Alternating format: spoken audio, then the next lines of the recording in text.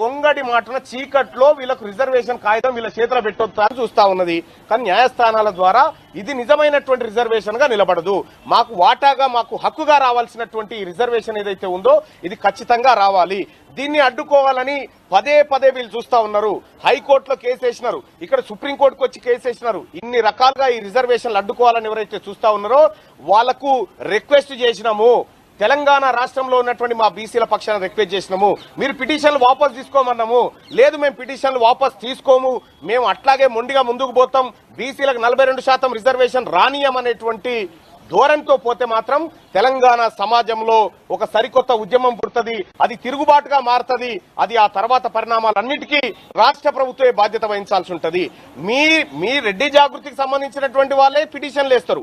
మీ ముఖ్యమంత్రి రెడ్డికి సంబంధించిన ముఖ్యమంత్రి జీవో ఇస్తాడు, రెడ్డి ప్లీడర్ గారే వాదిస్తాడు. ఇలా బీసీలను పిచ్చోళ్ళని చేస్తేందుకు ఇక్కడ మాకు సుప్రీంకోర్టు చుట్టూ మాకు హైకోర్టు చుట్టూ తింపుకుంటూ ఇలా మమ్మల్ని మోసగించే ప్రయత్నం చేస్తా ఉన్నారు. ఈ 42% రిజర్వేషన్ బీసీలకు రాకుండా పోతే ముఖ్యమంత్రి రేవంత్ రెడ్డి గారు బేషరతుగా రాజీనామా చేయాలని చెప్పి డిమాండ్ చేస్తా ఉన్నాం. 100% రేవంత్ రెడ్డి గారు ఉన్నారు. 4 కోట్ల మందిని కంట్రోల్ చేయగల శక్తి రేవంత్ రెడ్డి గారి దగ్గర ఉన్నప్పుడు ఇద్దరిని కంట్రోల్ చేసే శక్తి లేదా ఆయన దగ్గర? ఆయన చెప్పొచ్చు కదా, అయ్యా బాబు 70 సంవత్సరాల నుంచి మనం వాళ్ళకి సంబంధించినటువంటి అన్ని హక్కులు వాడుకుంటా ఉన్నాము, ఇవాళ మనం దాన్ని అడ్డుకోకూడదు అని చెప్పి వాళ్ళిద్దరిని ఎందుకు మేనేజ్ చేయలేకపోతా ఉన్నారు? కాబట్టి నేనేమంటా ఉన్నా, రాష్ట్ర ప్రభుత్వం చిత్తశుద్ధి ఉంటే ఇలా కంచగచ్చి బౌలి భూములకు సంబంధించి వాదనలు ఎట్లా జరిగినాయి, ఎంత పెద్ద లాయర్లు వచ్చినారు, ఇక్కడ కూడా ఏమైనా పొరపాటు జరుగుతుందేమని పోయి వాళ్ళు కూర్చుంటే న్యాయస్థానం గౌరవ న్యాయస్థానం ఏం చేసింది, హైకోర్టు దాకానైతే పోయిరా పోయి ఫస్ట్ అని చెప్పి చెప్పడంతో ఆగింది. కానీ ఇది హైకోర్టుతో ఆగిపోయి మళ్ళీ సుప్రీంకోర్టు దాకా రాదన్న నమ్మకం అయితే లేదు. అక్కడ ఆ వ్యవహారం జరుగుతూ మళ్ళీ ఇక్కడికి వస్తుంది. కాబట్టి నేను రిక్వెస్ట్ చేస్తా ఉన్నా, రెడ్డి మిత్రులకు రిక్వెస్ట్ చేస్తా ఉన్నా, మా కడుపు కొట్టకండి, మా పొట్ట మీద కొట్టకండి, దయచేసి మీరు పిటిషన్లు వాపసు తీసుకోమని చెప్పి రిక్వెస్ట్ చేస్తా ఉన్నా. కేసును విచారించలేరని మీరు భావిస్తున్నారా అని అనుకున్నప్పుడు లేదు సార్, వాళ్ళు విచారించగలుగుతారంటే మరి అక్కడికే పోండి అని చెప్పడం జరిగింది.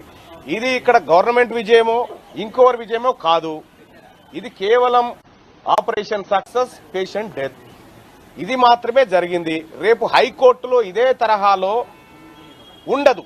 ఎందుకంటే అక్కడ జరిగేటువంటి ఆర్గ్యుమెంటు ఇందిరా సహాని కేసు వస్తుంది, Krishnamurthy versus union of India case వస్తుంది, ఇట్లా అన్ని కేసులు వస్తాయి.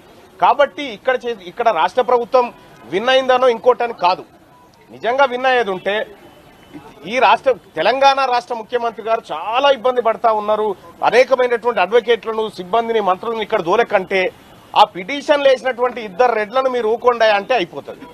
ఆ పని చేయకుండా అటువైపు నుంచి వాళ్ళని దోలిచ్చి, ఇటువైపు నుంచి మంత్రులను దోలిచ్చి తెలంగాణ రాష్ట్రంలో ఉన్నటువంటి జనాభా బీసీలందరినీ ఆశల పల్లెకిలో ఊరేగిస్తూ ఇవాళ ఆఖరికి హైకోర్టులో ఉన్నటువంటి మ్యాటర్ ఆడ ఉండగా రేపు జడ్జి గారు రిటైర్మెంట్, మళ్ళా రేపు ఎవరైతే 8 తారీఖు అని చెప్పి చెప్పుకున్నారో ఆ జడ్జి గారు రిటైర్మెంట్ రేపు ఉన్నది. సో ఈ అన్ని అంశాలు చూస్తున్నటువంటి పరిస్థితుల్లో ఇంకా కేసు ఇండెప్త్ లోకి పోలేదు. రాష్ట్ర ప్రభుత్వం చిత్తశుద్ధితోటి విధానంతో రాలేదు ఇక్కడికి. తమిళనాడు కేసును ఉదాహరించుకోనైనా ఆ రోజు జయలలిత గారు శపథం చేసి ఢిల్లీలో వచ్చి కూర్చొని అప్పుడున్నటువంటి ప్రధానమంత్రి గారితో మాట్లాడుకొని పార్లమెంటులో ఒక చట్టం చేసుకొని 9th షెడ్యూల్లో పెట్టుకొచ్చినటువంటి విధానం వేరు, ఇక్కడ ఈ రాష్ట్ర ప్రభుత్వం వస్తున్నటువంటి విధానం వేరు. ఈ రాష్ట్ర ప్రభుత్వం ఏంటంటే సాటుగా గొంగడి మాటన చీకట్లో వీళ్ళకు రిజర్వేషన్ కాగితం వీళ్ళ చేతిలో పెట్టొద్దని చూస్తా ఉన్నది. కానీ న్యాయస్థానాల ద్వారా ఇది నిజమైనటువంటి రిజర్వేషన్ గా నిలబడదు. మాకు వాటాగా మాకు హక్కుగా రావాల్సినటువంటి రిజర్వేషన్ ఏదైతే ఉందో ఇది ఖచ్చితంగా రావాలి. దీన్ని అడ్డుకోవాలని పదే పదే వీళ్ళు చూస్తా ఉన్నారు. హైకోర్టులో కేసు వేసినారు, ఇక్కడ సుప్రీంకోర్టుకు వచ్చి కేసు వేసినారు. ఇన్ని రకాలుగా ఈ రిజర్వేషన్లు అడ్డుకోవాలని ఎవరైతే చూస్తా ఉన్నారో వాళ్లకు రిక్వెస్ట్ చేసినాము. తెలంగాణ రాష్ట్రంలో ఉన్నటువంటి మా బీసీల పక్షాన రిక్వెస్ట్ చేసినాము, మీరు పిటిషన్లు వాపసు తీసుకోమన్నాము. లేదు, మేము పిటిషన్లు వాపసు తీసుకోము, మేము అట్లాగే మొండిగా ముందుకు పోతాం, బీసీలకు 42% రిజర్వేషన్ రానియమనేటువంటి ధోరణితో పోతే మాత్రం తెలంగాణ సమాజంలో ఒక సరికొత్త ఉద్యమం పుడుతుంది. అది తిరుగుబాటుగా మారుతుంది.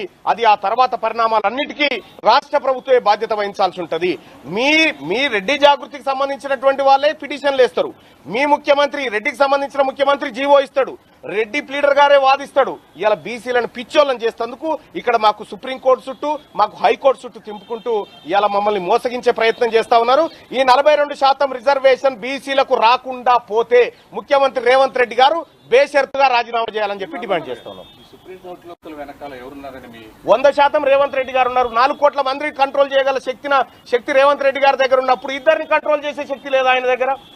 ఆయన చెప్పొచ్చు కదా, అయ్యా బాబు 70 సంవత్సరాల నుంచి మనం వాళ్ళకి సంబంధించినటువంటి అన్ని హక్కులు వాడుకుంటా ఉన్నాము, ఇవాళ మనం దాన్ని అడ్డుకోకూడదు అని చెప్పి వాళ్ళిద్దరిని ఎందుకు మేనేజ్ చేయలేకపోతా ఉన్నారు? కాబట్టి నేనేమంటా ఉన్నా, రాష్ట్ర ప్రభుత్వం చిత్తశుద్ధి ఉంటే ఇలా కంచగచ్చి బౌలి భూములకు సంబంధించి వాదనలు ఎట్లా జరిగినాయి, ఎంత పెద్ద లాయర్లు వచ్చినారు, ఇక్కడ కూడా ఏమైనా పొరపాటు జరుగుతుందేమని పోయి హాల్లో కూర్చుంటే న్యాయస్థానం గౌరవ న్యాయస్థానం ఏం చేసింది, హైకోర్టు దాకానైతే బొయ్యిరాపోయి ఫస్ట్ అని చెప్పి చెప్పడంతో ఆగింది. కానీ ఇది హైకోర్టుతో ఆగిపోయి మళ్ళీ సుప్రీంకోర్టు దాకా రాదన్న నమ్మకం అయితే లేదు. అక్కడ ఆ వ్యవహారం జరుగుతుంది, మళ్ళీ ఇక్కడికి వస్తుంది. కాబట్టి నేను రిక్వెస్ట్ చేస్తా ఉన్నా, రెడ్డి మిత్రులకు రిక్వెస్ట్ చేస్తా ఉన్నా, మా కడుపు కొట్టకండి, మా పొట్ట మీద కొట్టకండి, దయచేసి మీరు పిటిషన్లు వాపసు తీసుకోమని చెప్పి రిక్వెస్ట్ చేస్తా ఉన్నా.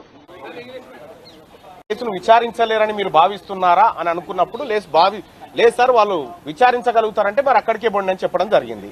ఇది ఇక్కడ గవర్నమెంట్ విజయమో ఇంకోరి విజయమో కాదు, ఇది కేవలం ఆపరేషన్ సక్సెస్ పేషెంట్ డెత్, ఇది మాత్రమే జరిగింది. రేపు హైకోర్టులో ఇదే తరహాలో ఉండదు. ఎందుకంటే అక్కడ జరిగేటువంటి ఆర్గ్యుమెంటు ఇందిరా సహాని కేసు వస్తుంది, Krishnamurthy versus union of India case వస్తుంది, ఇట్లా అన్ని కేసులు వస్తాయి. కాబట్టి ఇక్కడ రాష్ట్ర ప్రభుత్వం విన్ అయిందనో ఇంకోటని కాదు.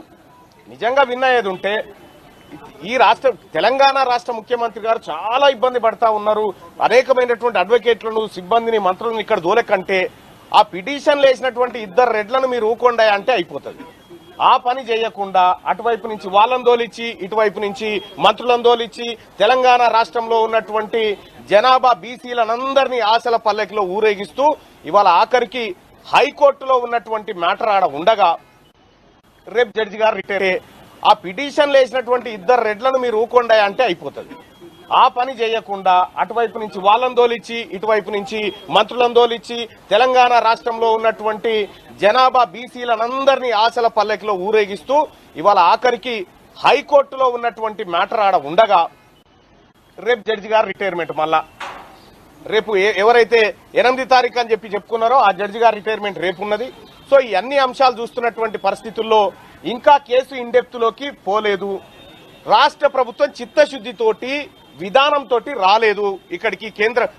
తమిళనాడు కేసును ఉదాహరించుకోనైనా ఆ రోజు జయలలిత గారు శపథం చేసి ఢిల్లీలో వచ్చి కూర్చొని అప్పుడున్నటువంటి ప్రధానమంత్రి గారితో మాట్లాడుకొని పార్లమెంటులో ఒక చట్టం చేసుకొని 9th షెడ్యూల్లో పెట్టుకొచ్చినటువంటి విధానం వేరు, ఇక్కడ ఈ రాష్ట్ర ప్రభుత్వం వస్తున్నటువంటి విధానం వేరు. ఈ రాష్ట్ర ప్రభుత్వం ఏంటంటే సాటుంగా గొంగడి మాటన చీకట్లో వీళ్ళకు రిజర్వేషన్ కాగితం వీళ్ళ చేతిలో పెట్టొద్దని చూస్తా ఉన్నది. కానీ న్యాయస్థానాల ద్వారా ఇది నిజమైనటువంటి రిజర్వేషన్ గా నిలబడదు. మాకు వాటా